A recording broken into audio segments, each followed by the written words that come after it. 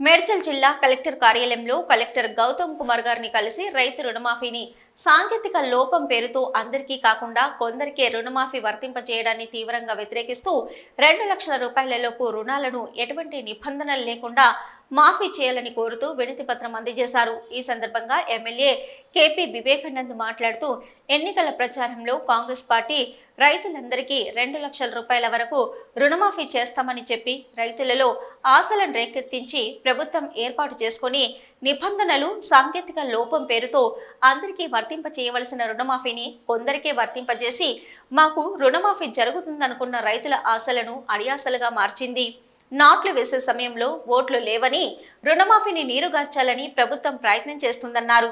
తెలంగాణ రాష్ట్రం ఏర్పడిన నాటి నుంచి 10 ఏళ్ల పాటు కేసీఆర్ మార్గదర్శకత్వంలో సంవత్సరంలో 2 సార్లు రైతు బంధు పేరుతో పంట సహాయాన్ని అందించి వ్యవసాయాన్ని పండుగగా మార్చి గతంలో ఎన్నడూ లేని విధంగా 2014 నుంచి 2023 వరకు 300% అధిక వరి ధాన్య ఉత్పత్తితో తెలంగాణ ప్రాంతాన్ని సస్యశ్యామలంగా మారిస్తే కానీ నేడు రైతు బంధు పథకంలో లోపాలను ఎత్తి చూపుతూ అసెంబ్లీలో చర్చ పెట్టి కోత నిబంధనలను చేర్చడం చూస్తుంటే రైతు బంధు పథకాన్ని ప్రభుత్వం నీరుగార్చే విధంగా వ్యవహరిస్తుంది.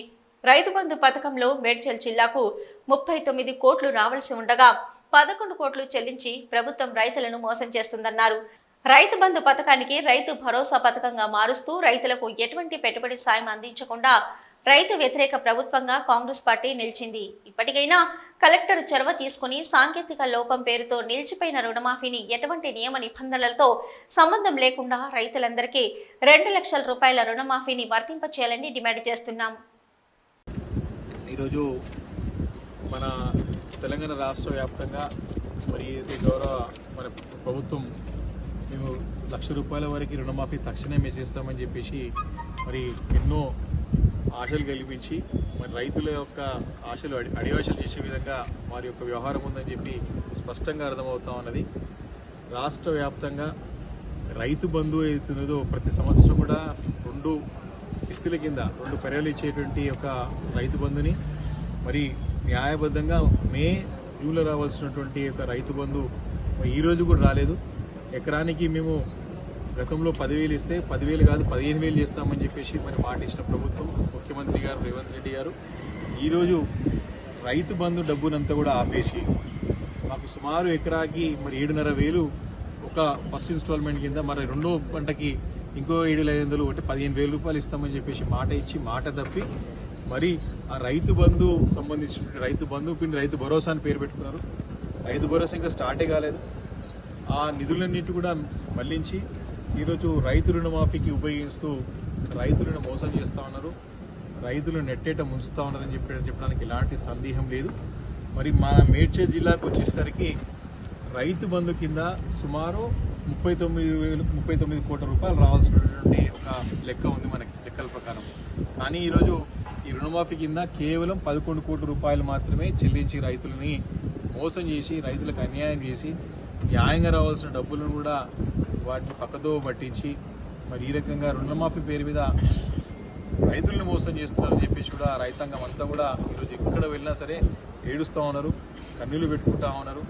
ఎన్నో ఆశలు పెట్టి ఆశలు చూపి రైతు రుణమాఫీని మరి చేయకుండా మరి సరైన అంటే కంప్లీట్ పూర్తిగా చేయకుండా ఎన్ని సాంకేతిక లోపాలు చూపెట్టి మరి దాన్ని అక్కడికి ఆపివేయడం చూస్తూ ఉంటే మరి ప్రభుత్వం యొక్క పనితీరు ఏ రకంగా ఉందో మనకు స్పష్టంగా అర్థమవుతుందని చెప్పి సందర్భంగా మనవి చేస్తూ ఉన్నాను.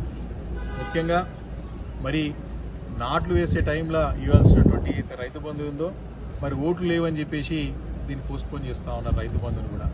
ఈరోజు రేపు నుంచి అసెంబ్లీ సమావేశాల్లో కోతలు పెట్టడానికి మళ్ళీ కొత్త నిబంధనలు తీసుకురావడానికి అసెంబ్లీలో చర్చ పెట్టి రైతులను మరొకసారి మరి వారికి న్యాయంగా మరి హక్కుగా రావాల్సినటువంటి తీసుకొచ్చినటువంటి ఒక రైతు బంధు స్కీమ్ని ప్రతిశాతం తీసుకొచ్చినటువంటి స్కీమ్ని నీరుగార్చే విధంగా ప్రభుత్వం యొక్క వ్యవహారశీలి కనపడుతుందని చెప్పడానికి ఎలాంటి సందేహం లేదు.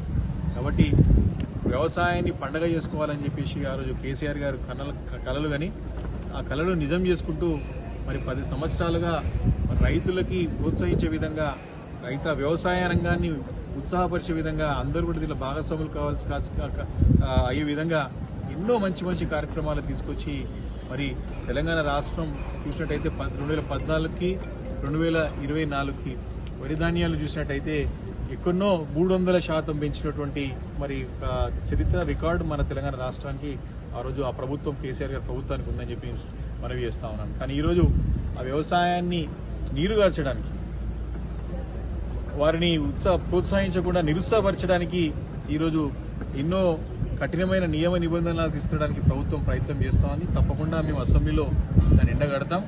ఖచ్చితంగా ప్రభుత్వాన్ని నిలదీస్తాం.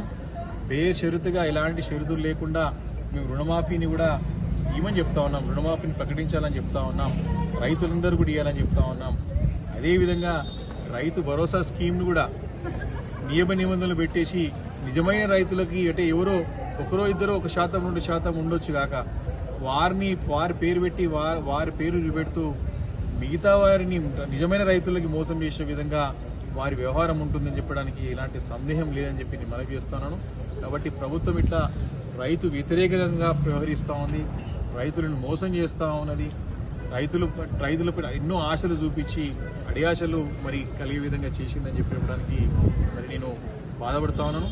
ఈరోజు తక్షణం ప్రభుత్వాన్ని కోరుతా ఉన్నాం, రుణమాఫీ ఏదైతే మీరు మాట ఇచ్చినారో మరి ఆ ఇచ్చిన మాట ప్రకారం ఎలాంటి నియమ నిబంధనలు లేకుండా ప్రతి ఒక్క రైతుకి వర్తించే విధంగా ప్రయత్నం చేయాలని చెప్పేసి కోరుతా ఉన్నాం. ఈరోజు కూడా మేము కలెక్టర్ గారికి కలిసినాం. సాంకేతికంగా ఉన్న లోపాలన్నింటినీ కూడా సరిదిద్ది తప్పకుండా వారి పరిధిలో ఉన్నటువంటి అన్నిటి కూడా పూర్తి చేసి ఇస్తానని కూడా వారు మాట ఇవ్వడం జరిగింది. కాబట్టి టెక్నికల్ ఇష్యూస్ ఏవైతున్నాయో కొన్ని తప్పులు దొరకడం, కొన్ని సరైన సమాచారం పైన పోక టెక్నికల్గా ప్రాబ్లమ్స్ వచ్చి ఆగిపోయినాయి, వాటన్నింటినీ కూడా సరిదిద్దుదామని చెప్పడం జరిగింది. కానీ మా డిమాండ్ ఏంటంటే ప్రభుత్వానికి మొత్తం కూడా ఎలాంటి నియమ నిబంధనలు లేకుండా 2 లక్షల లోపు ఉన్న రుణాలన్నింటినీ కూడా అన్కండిషనల్గా మాఫీ చేయాలని చెప్పేసి డిమాండ్ చేస్తాం.